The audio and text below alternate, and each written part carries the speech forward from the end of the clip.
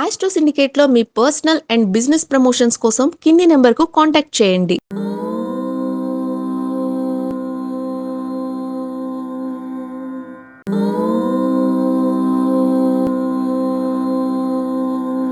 ఓం శ్రీ గురుభ్యో నమ.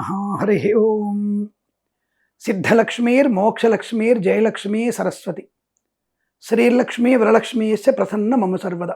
ఒక చిన్న విశేషం మీకు చెప్పడానికి ప్రయత్నం చేస్తున్నా. కొంతమంది ఆడవాళ్ళకి కోపం రావచ్చు, కొంతమంది ఆడపడుచులకు కోపం రావచ్చు, కొంతమంది కోడళ్ళకి కోపం రావచ్చు. ఏంటి ఇలా చెప్పాడని చెప్పేసి, కానీ నిజాన్ని నిష్ఠూరంగా కొద్దిగా ఉంటుంది. దాన్ని మనం స్వీకరించే ప్రయత్నం చేయాలి. ఎందుకంటే ఈ మధ్యకాలంలో వాస్తవ సంఘటనలు చూశాను నేను. దానివల్ల ఇది ఒక వీడియో చేయాలని నాకు అనిపించింది. ఏమిటంటే మనకి దాదాపుగా శ్రావణ మాసంలో 5 శుక్రవారాలు వస్తున్నట్టున్నాయి మనకి. దాదాపుగా ఈ వచ్చేటువంటి శ్రావణ మాస శుక్రవారాలు మనకి ఎందుకోసం చేస్తున్నాం మనం? లక్ష్మీ ప్రాప్తి కొరకు, దీర్ఘ సుమంగళయోగం కొరకు, ఇలా మన ఇంట్లో ఎప్పుడు కూడా జరుగుతున్నటువంటి అనేక రకాల అనర్థాల నుంచి బయటపడడానికి, అలాగే శత్రునాశనం పొందడానికి చేస్తున్నాం. మంచిదే, చాలా మంచి కార్యక్రమం. ముత్తైదులు బాగా వస్తారు, లక్ష్మీదేవులు లాంటి వరలక్ష్మి లాంటి వాళ్ళు వస్తుంటారు, వాయనాలు తీసుకుంటారు, తాంబూలాలు తీసుకుంటారు, మిమ్మల్ని ఆశీర్వదిస్తారు. చాలా బాగుంది. నాకు చాలా, అందుకే అంట శ్రావణ మాసం స్త్రీ మాసంగా చెప్తాను నేను. శ్రావణ మాసం స్త్రీ మాసం. అందమైనటువంటి మహాలక్ష్మి రూపాలు అద్భుతంగా ఉండడం. ప్రతి వారం అంటే మంగళవారాలు, శుక్రవారాలు, శ్రావణ సోమవారాలు, అలాగే నాగుల పంచమి, అలాగే గరుడ షష్ఠి, తర్వాత నాగుల చవితి, గరుడ పంచమి, తర్వాత మనకి పాపమోచని సప్తమి, తర్వాత మనకి కృష్ణాష్టమి, బహుళ పక్షంలో కృష్ణాష్టమి, ఇలా ఒక్కొక్క పండగ విశేషమైన పండుగలు, ఏకాదశులు, ద్వాదశి పారణాలు, మాస శివరాత్రులు, ఒకటేమిటి అబ్బో అద్భుతమైనటువంటి పండుగలు ఉన్నాయి మనకి. కాబట్టి ఇటువంటి పండుగలన్నీ విశేషమైనవే. ఇక్కడ ఇందులో ప్రత్యేకమైనవి 2, ఒకటి శుక్రవారం, ఒకటి మంగళవారం. ఇవి 5 మంగళవారాలు, 5 శుక్రవారాలు దాదాపుగా వస్తున్న మాట మనం చూస్తున్నాం. మరి ఇటువంటి రోజున నాకు చిన్న సందేహం కలిగింది. లక్ష్మీదేవి ప్రసన్నురాలు కావాలి కదా. లక్ష్మీదేవి ఎలా ప్రసన్నురాలు అవుతుంది అంటే ధ్యానం వల్ల, పూజ వల్ల, మనస్సు వల్ల, భక్తి వల్ల, నువ్వు సమర్పించేటువంటి ఒక పుష్పమో లేదా అమ్మవారికి ఏదన్నా ఒక నైవేద్యమో అమ్మవారు తృప్తి పడుతుంది. దీనికంటే కూడా భగవంతుడు అంటే అమ్మవారు అయ్యవారు ఇద్దరు కూడా ఆనందపడేప్పుడు తెలుసా? నువ్వు ఎవరికైతే కానుక ఇస్తున్నావో వాళ్ళు ఆనందపడినప్పుడు వాళ్ళ ఆనందంతో పాటుగా మీకు ఆనందాన్ని కలిగించేది అమ్మవారు అయ్యవారు. సరిగ్గా చెప్పండి స్వామి, సూటిగా చెప్పండి ఏమిటో అంటే, నాకు ఈ మధ్యకాలంలో నేను జరిగినటువంటి కొన్ని మాటల్ని వింటూ ఈ వీడియో చేయాలనుకుంటున్నాను. ఆ వీడియో ఏమిటంటే, మనకి దాదాపుగా మీ ఇంట్లో మంగళగౌరి వ్రతము లేదా వరలక్ష్మి వ్రతము, సత్యనారాయణ స్వామి వ్రతము, లేకపోతే సోమవార వ్రతము చేస్తున్నప్పుడు ముత్తైదువుని పిలుస్తారు. ఒక రకంగా బీదవాళ్ళు, పాపం ఇంకా ఆర్థికంగా బాగాలేని వాళ్ళు ఎవరినో పిలుస్తారు, చిన్న జాకెట్ ముక్క ఇస్తారు, పర్వాలేదు. హై లెవెల్ వాళ్ళు ఇంకా హై లెవెల్ వాళ్ళని పిలుస్తారు. సో సెలబ్రిటీని పిలుస్తారు.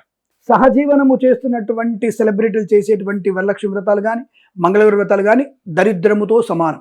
సహజీవనంతో చేసినటువంటి గొప్పగా ఈడికి ఆడి పెళ్ళం కాదు, ఇది వాడికి పెళ్ళం కాదు, వాడి దీనికి మూడు కాదు, అటువంటి వ్యక్తులు చేసేటువంటి వరలక్ష్మి వ్రతాలు, మంగళవారి వ్రతాలు చూసినా, అందులో పాలు పంచుకున్న సమస్త దౌర్భాగ్యాలు, దరిద్రాలు మీకు అంటుకుంటాయి. అది పాపము. ఇది ఎవడైనా ఇది చేయొచ్చు అని చెప్పుంటే, అది చేసిన ఒకవేళ పంతులు గారు వచ్చి అటువంటి బ్రాహ్మడు చేసినా వాడు చండాలుడే.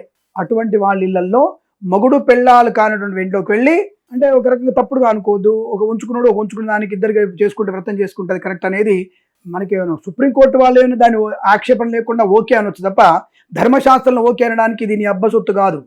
ధర్మశాస్త్రం అనేది భగవంతునికి మధ్యలో ఉన్నటువంటి ఒక వారధి, భగవంతునికి మధ్యలో ఉన్నటువంటి భక్తుడికి ఒక మధ్యలో వారధి సనాతన ధర్మం అంటే. తప్ప నీ ఇష్టం వచ్చినట్టుగా దాన్ని జేబులో వేసుకునేది కాదు. కానీ ఆ విషయాన్ని గమనించుకోండి. సహజీవనం చేస్తే గృహహింస చట్టం వర్తిస్తుంది, ఓయో రూమ్లలో 18 ఏళ్ళ వాళ్ళు తర్వాత దాటిన వాళ్ళు పట్టుబడితే అది నేరం కాదు అనేది జడ్జిలకి మంచిదేమో. ఎందుకంటే మేబీ నేను ఎవరిని తప్పుపట్టట్లా, వాళ్ళకి ధర్మంలో, రాజ్యాంగంలో చట్టంగా రాసుకున్నారేమో, కానీ ధర్మంలో అది కాదు. ధర్మంలో అది నువ్వు పాపం చేస్తున్నావు. నీ కూతురు అట్లాగే 18 ఏళ్ళు నిండిపోయి నీ కూతురు కనుక అదే లాడ్జిలో ఓయో రూమ్లో కనపడితే నీకు యాక్సెప్టెన్సీ అయితే నాకు సంబంధం లేదు. నువ్వు జడ్జివా, ఎస్పీవా, బ్రాహ్మడివా, పూజారివా, జ్యోతిష్కుడు నాకు అనవసరం. కానీ చట్టంలో అది నీకు ఉండొచ్చు, మంచిదే, కానీ ధర్మంలో అది లేదు. సనాధర్మంలో అది నేరము. అసలు దాన్ని గురించి మాట్లాడటమే దరిద్రము. ఆ విషయాన్ని గుర్తుపెట్టుకోండి. ఈ శ్రావణ మాసంలో ఈ వరలక్ష్మి వ్రతం రోజున ముత్తైదువుని పిలుస్తాం మనం.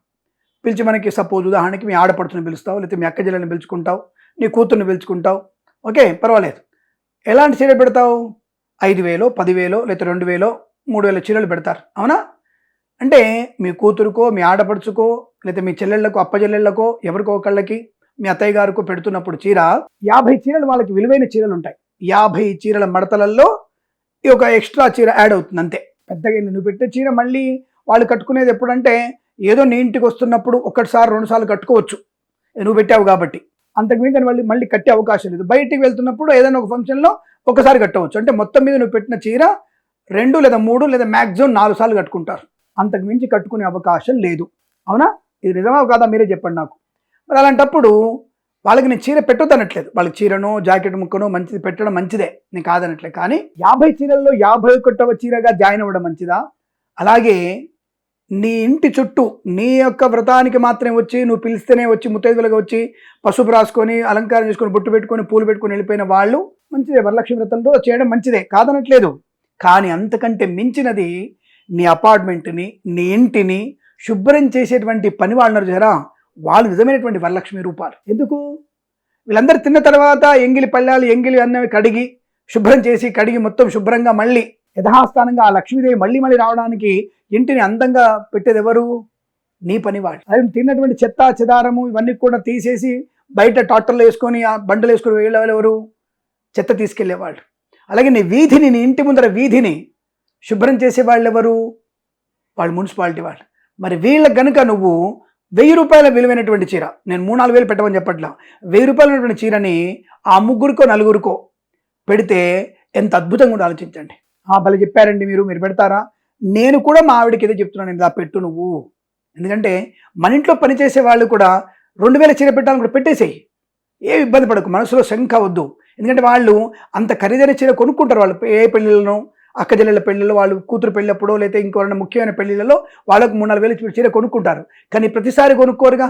ఇలా నువ్వు చేసేటువంటి వరలక్ష్మి వ్రతం, మంగళవారం వ్రతం రోజున వాళ్ళకి కనుక 2-3 వేలు పెట్టి ఒక చీర నువ్వు కొత్తది కొనించగలిగితే వాళ్ళు ఎంత ఆనందపడతారో.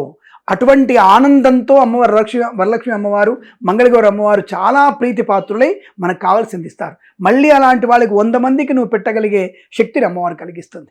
ఏమండి, మా ఇంటికి వచ్చి ఆవిడ పాపం భర్త లేడండి, పర్వాలేదు ఆవిడకి ఇచ్చేయండి, 3000 చీర ఆమెకి ఇవ్వండి. ఆవిడ కట్టుకోదు, ఆవిడ కూతురికి ఇస్తుంది, ఆవిడ కోడలికి ఇస్తుంది, లేదా ఆవిడ మనవరాలకి ఇస్తుంది. వాళ్ళేం పడేసుకోరు, వాళ్ళు ఖచ్చితంగా కట్టుకుంటారు. వాళ్ళు ఆ మురిపోయిన తెలుసా, వాళ్ళు ప్రతి వారం కట్టుకుంటారు. గుడికి పోయినప్పుడు, బడికి పోయినప్పుడు, ఫంక్షన్ ఉన్నప్పుడు.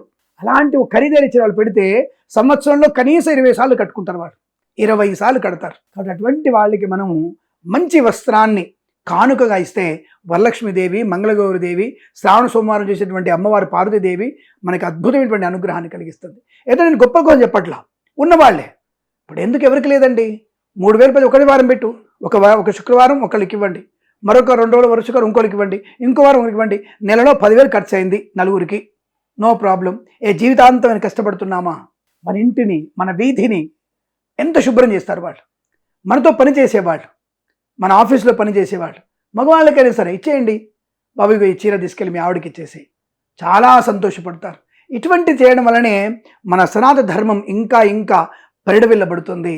అలాగే అమ్మవారి అనుగ్రహం బాగా ఉంటుంది. ఏదో మనం నొప్పిస్తున్నాను కాదు, ఆడవాళ్ళంతా నొప్పిస్తున్నాను చెప్పుకోకండి. అంటే మీ ఆడపడుచుకు మీ కూతురు పెట్టే చీర 50లో 100లో ఇదొకటి జాయిన్ అయిపోద్ది తప్ప వాళ్ళు మ్యాక్సిమం, నేను ఛాలెంజ్ చేస్తున్నాను, నేను ఈ వరలక్ష్మి వ్రతం రోజు చీర పెట్టుకున్న వాళ్ళు మీరు కట్టుకుంటారా? ఎన్నిసార్లు కట్టుకున్నారు? మీ గుండె మీద చేసుకొని చెప్పండి. ఇది ఛాలెంజ్. అందులో ఇప్పుడు సాఫ్ట్వేర్ కంపెనీలకు వెళ్ళే వారికి చీర పెడితే, నువ్వు పెట్టిన చీర సంవత్సరంలో ఒకసారి కట్టుకుంటే ఎక్కువ, ఇది గ్యారంటీ. నువ్వు సాఫ్ట్వేర్ కంపెనీ వెళ్ళేటువంటి ఆడవాళ్ళందరూ కూడా నువ్వు చీర పెడితే కట్టుకుని వెళ్ళక, అలా అని చెప్పేసి వాళ్ళు వేసుకుని గొట్టాలు వేయలేంగా.